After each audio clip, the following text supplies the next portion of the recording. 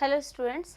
Okay, so last class में हमने क्या पढ़ा था? लास्ट लेक्चर में हमने पढ़ा था सर्कुलेटरी सिस्टम जो है वो 3 कंपोनेंट से बना होता है, ठीक है, 3 पार्ट से बना होता है। एक होता है ब्लड वेसल्स एंड हार्ट। तो लास्ट लेक्चर में हमने देखा था कि ब्लड क्या होता है, ब्लड किन कंपोनेंट से बना होता है, उसके कितने कंपोनेंट्स होते हैं। उसमें हमने पढ़ा था प्लेटलेट्स, ब्लड वेसल्स और उसके साथ प्लेटलेट्स, आरबीसी एंड डब्ल्यूबीसी, ठीक है। अब उसके साथ साथ हमने देखा था कि प्लाज्मा किन चीज़ों से बना होता है, उसमें क्या क्या प्रेजेंट होता है, कितना परसेंट ब्लड प्लाज्मा का बना होता है, आरबीसी के फंक्शन जो कि हीमोग्लोबिन कंटेन करता है और वो ऑक्सीजन को कैरी करने में हेल्प करता है। उसके साथ साथ डब्ल्यूबीसी जो डिसीजेस इन्फेक्शन से फाइट करने में हमारी बॉडी को हेल्प करता है। प्लेटलेट्स जो ब्लड क्लॉटिंग में हेल्प करता है। V1 studied what was blood clotting. तो ब्लड क्लॉटिंग जो है, जब भी हमारे टिश्यू डैमेज हो जाते हैं तो जो प्लेटलेट्स हैं वो कुछ प्रोटीन्स रिलीज करते हैं जो फाइब्रिन प्रोटीन को एक्टिवेट कर देते हैं और फिर बाद में एक नेटवर्क फॉर्म करता है, जो नेटवर्क सारे आरबीसी डब्ल्यूबीसी सारे कंपोनेंट्स को, ब्लड सेल्स को एंटेंगल करके क्लॉट फॉर्म कर देता है, ठीक है। तो आज हम पढ़ने वाले हैं एक तो ब्लड वेसल्स एंड, ठीक है, उसके टाइप्स की, ब्लड वेसल्स जो हैं वो कितने टाइप्स की होते हैं। उससे पहले ब्लड वेसल्स को पढ़ने से पहले हम देखते हैं कि जो ब्लड ग्रुप हम पढ़ेंगे, ठीक है। तो ब्लड ग्रुप में क्या होता है कि कभी कभी जब भी ब्लड ग्रुप जानना हमारे लिए बहुत ज़रूरी होता है। इन केस कभी एक्सीडेंट हो जाता है तो उस एक्सीडेंट के टाइम पे काफ़ी हद तक ब्लड लॉस होता है। तो ब्लड लॉस की वजह से ब्लड ट्रांसफ्यूजन बहुत ही ज़रूरी है। एंड ब्लड ट्रांसफ्यूजन तभी पॉसिबल है जब हमें हमारा ब्लड ग्रुप पता होगा, ठीक है। तो आज हम देखते हैं ब्लड ग्रुप के बारे में पहले।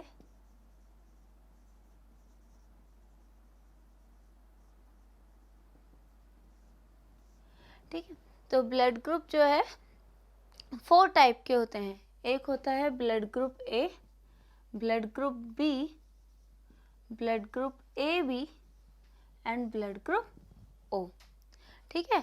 तो जब भी ब्लड लॉस होता है ह्यूमन बीइंग्स में तो ब्लड ट्रांसफ्यूजन की बहुत ही ज़रूरत होती है और ब्लड ट्रांसफ्यूजन तभी पॉसिबल है जब हमें हमारा ब्लड ग्रुप पता हो, ठीक है।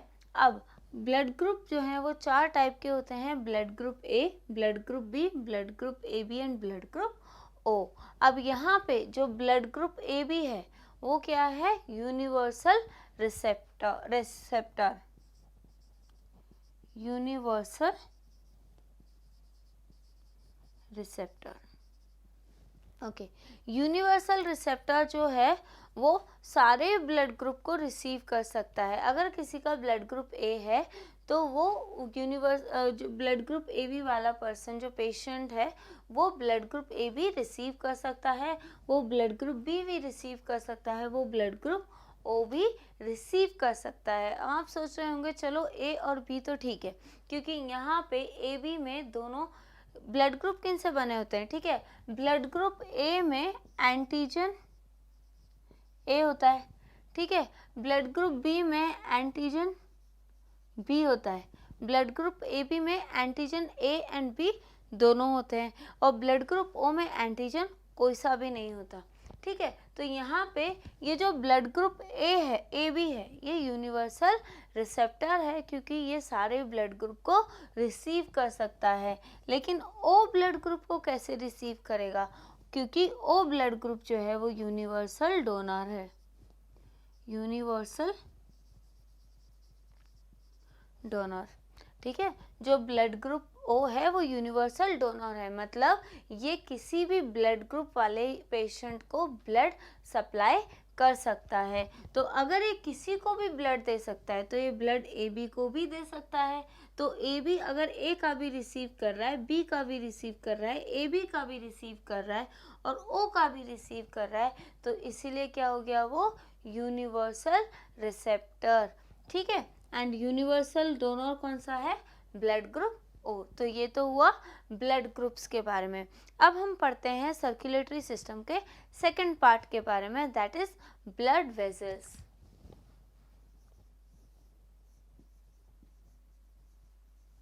Blood vessels. Now what are these blood vessels? Blood vessels जो हैं वो एक वेसल्स हैं, एक ट्रांसपोर्ट सिस्टम है जिसमें ब्लड फ्लो करता है। इन वेसल्स में ब्लड फ्लो करता है, इसलिए इन्हें क्या कहते हैं? Blood vessels. अब ये ब्लड वेसल्स 3 टाइप के होते हैं, एक होता है आर्टरीज, वेन्स एंड कैपिलरीज। तो सबसे पहले हम बात करेंगे आर्टरीज की।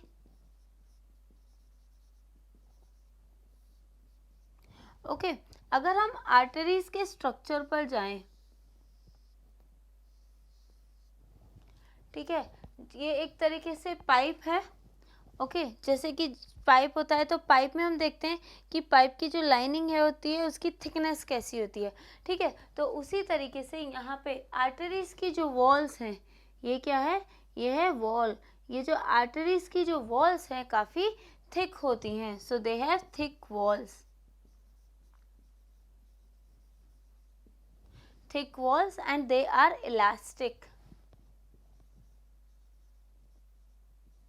उसके साथ साथ इनकी वॉल्स थिक होती है, ये इलास्टिक होती हैं। एंड एक और बात, आर्टरीज जो हैं वो हमेशा ऑक्सीजनेटेड ब्लड कैरी करती हैं। They carry oxygenated blood. इसमें एक एक्सेप्शन केस है, सारी आर्टरीज ऑक्सीजनेटेड ब्लड कैरी करती हैं एंड इनमें एक एक्सेप्शन केस है, वो है pulmonary artery, accept pulmonary artery carry deoxygenated blood.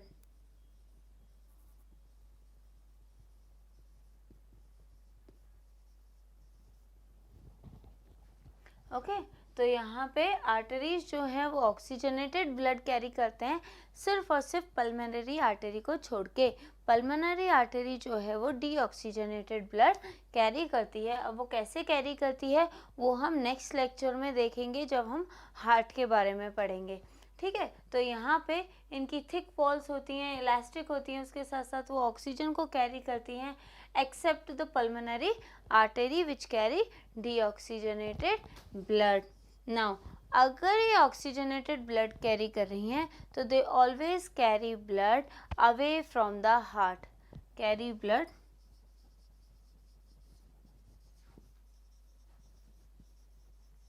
Away from the heart. And इसके साथ साथ ये हमेशा ब्लड, हार्ट से ब्लड को बॉडी में डिस्ट्रीब्यूट करती हैं, इस वजह से ब्लड को हमेशा हार्ट से दूर लेके जाती हैं, ठीक है। उसके साथ साथ इनमें जो आरबीसी होता है, सॉरी, इनमें जो ब्लड होता है उसमें ऑक्सीजनेटेड ब्लड है। ऑक्सीजनेटेड का मतलब क्या है? ऑक्सीजन बहुत ज़्यादा कैरी करते हैं। अब ऑक्सीजन बहुत ज़्यादा होता है तो वो क्या करता है? वो हीमोग्लोबिन को बाइंड करता है, राइट। तो इसी वजह से इनका जो ब्लड है, जो आर्टरीज में जो ब्लड फ्लो करता है, that is bright red in colour. So blood in arteries is bright red in colour. क्यों? क्योंकि उसमें ऑक्सी हीमोग्लोबिन प्रेजेंट होता है। अब कई सारा ऑक्सीजन जो है, ऑक्सीजन जब हीमोग्लोबिन को बाइंड करता है तो उसे हम क्या कहते हैं? Oxy haemoglobin.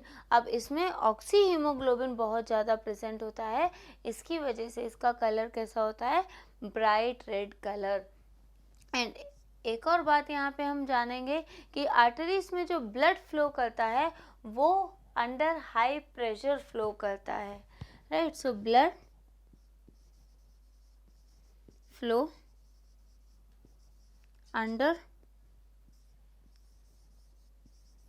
Great force, right. तो आर्टरीज में जो ब्लड फ्लो करता है वो काफ़ी फोर्स के साथ फ्लो करता है, जिसे हम इजीली हमारी रिस्ट में ऑब्जर्व भी कर सकते हैं। अगर आप रिस्ट पे इस तरीके से फिंगर रखो तो आपको पता चल जाता है कि वहाँ पे आर्टरीज जो हैं वो पंप होती हैं, वहाँ पे जो ब्लड फ्लो होता है वो पंपिंग के साथ होता है, और उसे हम क्या कहते हैं, पल्स। अगर पल्स जो है यूजुअली डॉक्टर चेक करता है, जब भी तबीयत ख़राब होती है तो डॉक्टर सबसे पहले पल्स रेट चेक करता है। Pulse rate is nothing but number of heart beats, but pulse क्या है उससे पहले पल्स देखेंगे। तो पल्स इज नथिंग बट जब आर्टरीज में ब्लड फ्लो होता है, ठीक है, जब ब्लड फोर्सफुली आर्टरीज में फ्लो होता है तो आर्टरीज की वॉल्स हमें पता है इलास्टिक होती हैं, तो वो क्या करती हैं, एक्सपैंड हो जाती हैं, ठीक है, क्योंकि वहाँ पे उन्हें स्पेस चाहिए, ब्लड को स्पेस चाहिए होती है। तो जब भी ब्लड फोर्स होता है अंदर की तरफ फ्लो करने के लिए तो आर्टरीज एक्सपैंड हो जाती हैं, और उस एक्सपेंशन को हम क्या कहते हैं, pulse. So pulse is expansion of arteries when blood is forced into it। Okay, तो जब आर्टरीज में ब्लड फोर्स होता है तो वो एक्सपैंड हो जाती हैं और उसे हम क्या कहते हैं, पल्स। एक हार्ट बीट में एक पल्स होता है, तो पल्स रेट अगर देखा जाए तो हार्ट बीट के बराबर होती है। तो नॉर्मल ह्यूमन बीइंग में जो पल्स रेट होती है that will be around 70 to 72 times पर minute. So pulse rate in human being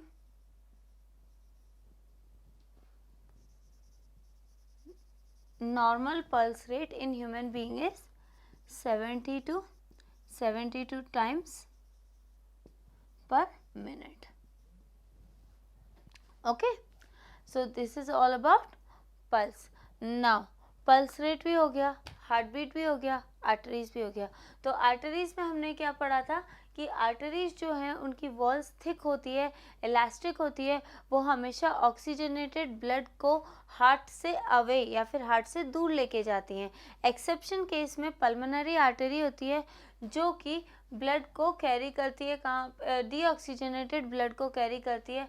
उसके साथ साथ यहाँ पे जो ब्लड होता है, आर्टरीज में जो ब्लड फ्लो करता है वो deep red colour, bright red colour का होता है, क्योंकि वहाँ पे ऑक्सी हीमोग्लोबिन प्रेजेंट होता है। और यहाँ पे जो आर्टरीज में जो ब्लड फ्लो करता है वो ग्रेट फोर्स के अंदर फ्लो करता है, एंड उसे हम क्या कहते हैं, पल्स।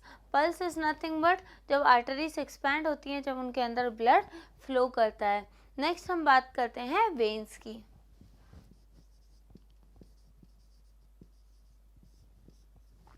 ओके, वेन्स अगर देखा जाए तो वेन्स की जो वॉल्स हैं कंपेयर टू आर्टरी काफ़ी थिन है, ठीक है। वेन्स की जो वॉल्स हैं आर्टरीज से कंपेयर करें तो वो काफ़ी थिन हैं, थिन वॉल्स।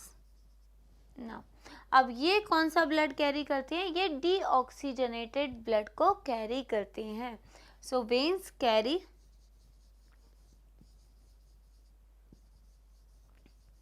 Deoxygenated blood. इसमें एक्सेप्शन में जो केस है वो है पल्मोनरी वेन जो कि ऑक्सीजनेटेड ब्लड कैरी करती है। एक्सेप्शन इज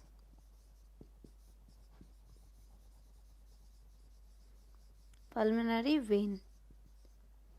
यहाँ पे पल्मोनरी आर्टरी जो कि डीऑक्सीजनेटेड ब्लड कैरी करती है, यहाँ पे जो पल्मोनरी वेन है वो ऑक्सीजनेटेड ब्लड कैरी करते हैं। और वेन्स जो हैं हमेशा ब्लड को हार्ट की तरफ फ्लो करती है। So they carry blood towards the heart, they carry blood towards the heart, okay, and इसके साथ साथ वेन्स जो हैं,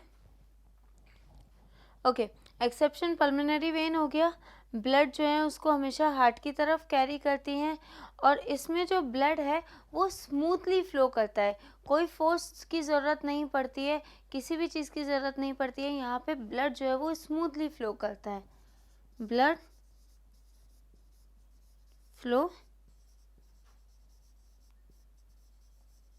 स्मूथली। तो यहाँ पे ब्लड कैसे फ्लो करता है, बहुत ही स्मूथली। ठीक है, तो ये हो गया वेन्स के बारे में, राइट। तो यहाँ पे आर्टरीज हो गए, वेन्स हो गए। अब हम बात करते हैं कैपिलरीज की।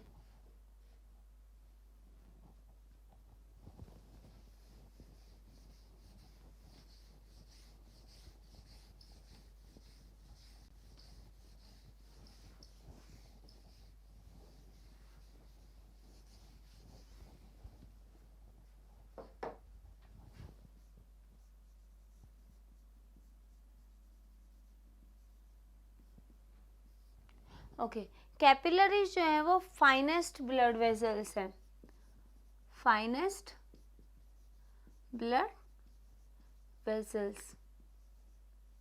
ठीक है, इनका मेन फंक्शन क्या है, मतलब काफ़ी थिन होती हैं, इनकी जो थिकनेस होती है वो एक सेल के लेयर के बराबर होती है। सबसे थिनेस्ट ब्लड वेसल्स जो हैं वो कैपिलरीज हैं और इनका एक ही फंक्शन है, वेन्स को आर्टरीज से कनेक्ट करना, कनेक्ट वेन्स एंड आर्टरीज। ठीक है, अब ये हो गया वेन्स, ये हो गई आर्टरीज। ठीक है, वेन्स एंड आर्टरीज। अब यहाँ पे बीच में क्या है, कैपिलरीज, काफ़ी थिन होती हैं कंपेयर टू वेन्स। ठीक है, एक तरीके से काफ़ी थिन होती है, तो ये क्या हो गई, वे कैपिलरीज, ये हो गई वेन्स, ये हो गई आर्टरीज। अब जो कैपिलरी का एंड आर्टरीज को अटैच होता है, जो कैपिलरी का एंड आर्टरीज को अटैच होता है, वो ऑक्सीजन एंड फूड सेल्स को सप्लाई करता है। ठीक है, ये क्या करता है, oxygen and food supply to the cells. Okay, ये जो कैपिलरी का एंड जो आर्टरी को अटैच करता है, वो आर्टरी से ऑक्सीजन एंड फूड लेके कहाँ सप्लाई करता है, सेल्स को। लेकिन जो कैपिलरी का एंड वेन्स को अटैच करता है, वो कार्बन डाइऑक्साइड और एक्सक्रीटरी वेस्ट को सेल्स से लेके, या फिर मेटाबॉलिक वेस्ट को सेल्स से लेके, कार्बन डाइऑक्साइड को सेल्स से लेके फिर सप्लाई करता है वेन्स में। Take up CO2 from cells and supply to veins. ठीक है, तो जो कैपिलरी का एंड आर्टरीज को अटैच होता है, वो ऑक्सीजन और फूड को सेल्स को सप्लाई करता है आर्टरीज से लेके, और जो कैपिलरी का एंड वेन्स से अटैच होता है, वो सेल्स से कार्बन डाइऑक्साइड लेके वेन्स में सप्लाई करता है। तो ये हो गया आर्टरीज, वेन्स एंड कैपिलरीज के बारे में। तो एक बार और फिर से रिवीजन कर लेते हैं। हमने ब्लड ग्रुप के बारे में पढ़ा था, 4 ब्लड ग्रुप होते हैं, blood group A, blood group B, blood group C, blood group A B and blood group O. Blood group जो ए बी है वो यूनिवर्सल रेसिपिएंट है और यूनिवर्सल रिसेप्टर है, वो सारे ब्लड ग्रुप्स को रिसीव कर सकता है। वेयरस ब्लड ग्रुप ओ जो है वो यूनिवर्सल डोनर है, जो किसी भी ब्लड ग्रुप के पर्सन को ब्लड डोनेट कर सकता है। फिर हमने देखा कि ब्लड वेसल्स के बारे में। ब्लड वेसल्स जो हैं वो 3 टाइप की हैं, आर्टरीज, कैपिलरीज एंड वेन्स। ना आर्टरीज जो हैं उनकी सेल वॉल थिक होती है, इलास्टिक होती है, एंड उनमें ऑक्सीजनेटेड ब्लड ही फ्लो करता है, and they carry oxygenated blood away from the heart. उसके साथ साथ उनका जो एक्सेप्शन केस में जो आती हैं वो है पल्मोनरी आर्टरी, जो कि डीऑक्सीजनेटेड ब्लड को कैरी करती हैं। अब फिर हमने देखा उनमें जो ब्लड फ्लो करता है वो काफ़ी फोर्स के अंडर फ्लो करता है, एंड साथ के साथ वो काफ़ी ब्राइट रेड कलर का होता है, क्योंकि उसमें ऑक्सी हीमोग्लोबिन जो है वो रिच अमाउंट में प्रेजेंट होता है।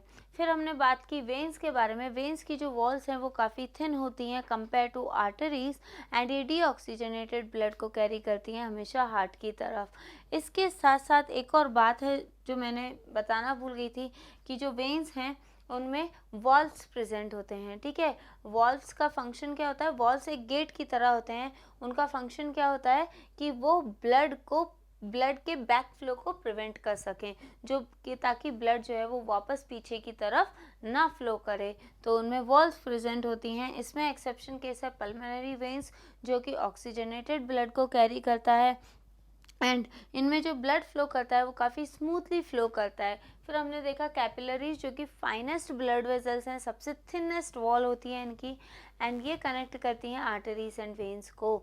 जो कैपिलरी का एंड वेन्स में कनेक्ट होता है वो ब्लड सेल्स से कार्बन डाइऑक्साइड लेके वेन्स में सप्लाई करता है, और जो कैपिलरीज आर्टरीज को कनेक्ट होता है, जिनका एंड आर्टरीज पे कनेक्ट होता है, वो आर्टरीज में से ऑक्सीजन एंड फूड लेके सेल्स को सप्लाई करती हैं। तो ये था आज के लेक्चर में। नेक्स्ट लेक्चर में हम देखेंगे हार्ट का structure and working of heart, किस तरीके से जो हार्ट है, जिसे हम पंपिंग ऑर्गन भी कहते हैं, वो किन चीज़ों से बना होता है, उनके पार्ट्स क्या हैं, और वो किस तरीके से फंक्शन करता है, किस तरीके से वर्क करता है। Thank you.